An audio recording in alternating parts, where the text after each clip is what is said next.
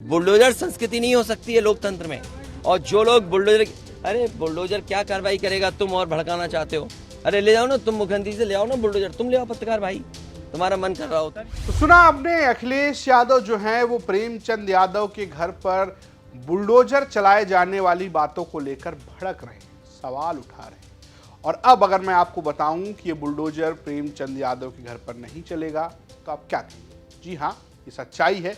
दरअसल देवरिया में हुए 6 लोगों की हत्याकांड के बाद ये बड़ी चर्चा थी कि प्रेमचंद यादव के घर पर बुलडोजर चल सकता है। इसकी चर्चा क्यों शुरू हुई? तो चर्चा शुरू हुई प्रेमचंद यादव के घर के नपाई की बात। आपको शुरू से समझाते हैं। दरअसल देवरिया में 2 अक्टूबर को प्रेमचंद यादव की हत्या हुई। प्रेमचंद यादव सत्यप्रकाश दुबे घर गए थे, जिनके साथ उनके 12 बीघे की जमीन का विवाद चल रहा था। तो पहले प्रेमचंद यादव की हत्या हुई, इसके बाद प्रेमचंद यादव की तरफ से रिटिलिएट करते हुए उनके पक्ष के लोगों ने सत्यप्रकाश दुबे समेत 5 लोगों की हत्या कर दी। उसके बाद मामला बढ़ता गया।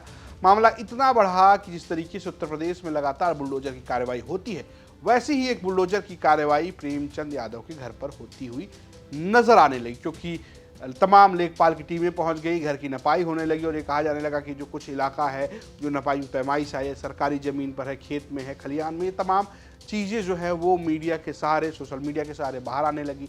और इसके बाद तहसीलदार की कोर्ट में जब एक मामला गया, तब तहसीलदार ने एक तरीके से ध्वस्तीकरण का आदेश दे दिया, यानी कि उन्होंने ये आदेश दिया कि जो नपाई के बाद चीज़ें सामने आई उसके आधार पर बुलडोजर की कार्रवाई की जा सकती है।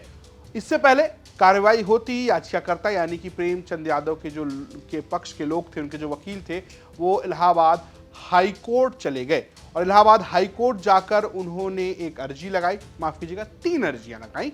और इन 3 अर्जियों में से एक अर्जी को अब इलाहाबाद हाई कोर्ट ने स्वीकार कर लिया और 2 अर्जियों को अलग कोर्ट में जाने के लिए मेंशन किया है। यानी कि ना सिर्फ उन्होंने अर्जी स्वीकार की है बल्कि रोक लगाई है, यानी अब प्रेमचंद यादव के घर पर बुलडोजर नहीं चलेगा। इस बीच प्रेमचंद यादव के घर अखिलेश यादव, समाजवादी पार्टी के राष्ट्रीय अध्यक्ष अखिलेश यादव पहुंचे तो उनसे भी पूछा गया बुलडोजर को लेकर सवाल। तो उन्होंने एक तरीके से सरकार को घेर लिया। उन्होंने कहा कि बुलडोजर को दिमाग नहीं होता है, सरकार बदल जाए तो बुलडोजर इधर का उधर चल सकती है। कुल मिलाकर उन्होंने कहा कि प्रेमचंद यादव के घर पर बुलडोजर नहीं चलना चाहिए। सुनिए। क्या बुलडोजर चलेगा? ये जनता रोक देगी बुलडोजर को। और सवाल ये नहीं है, सवाल ये नहीं है, सवाल ये नहीं है। एक मिनट, ये रुक जाइए ना।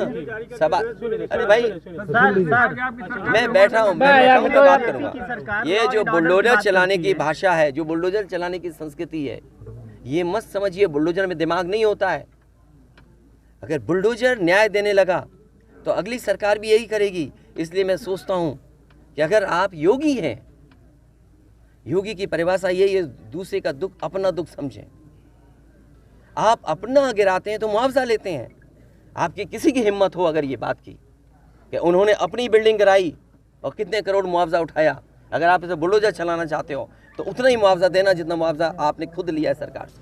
फिलहाल कोर्ट ने फैसला दे दिया है, विपक्ष का दबाव है। अब देखने वाली बात यह है कि आखिर क्या प्रेमचंद यादव के घर पर आने वाले दिनों में बुलडोजर की कार्रवाई होगी या नहीं होगी। हालांकि प्रेमचंद यादव का परिवार लगातार ये गुहार लगाता रहा है कि ये जो घर है वो उनके दादी या दादा कहिए, जो रिटायर्ड आर्मी ऑफिसर हैं, उनके पैसों से बना हुआ है। ऐसे में इसमें प्रेमचंद यादव का कोई योगदान नहीं है, उस पर नहीं चलना चाहिए। उनके परिवार के लोगों ने ये भी अपील की थी कि उनकी इस घर के चलने के बाद वो बेघर हो जाएंगे। वहीं सत्यप्रकाश दुबे के बेटे देवेश दुबे, जो फिलहाल अपने पिता की मौत के बाद बहुत सदमे में है, वो लगातार ये अपील करते रहे हैं कि योगी सरकार को प्रेमचंद यादव के घर पर बुलडोजर की कार्रवाई करनी चाहिए।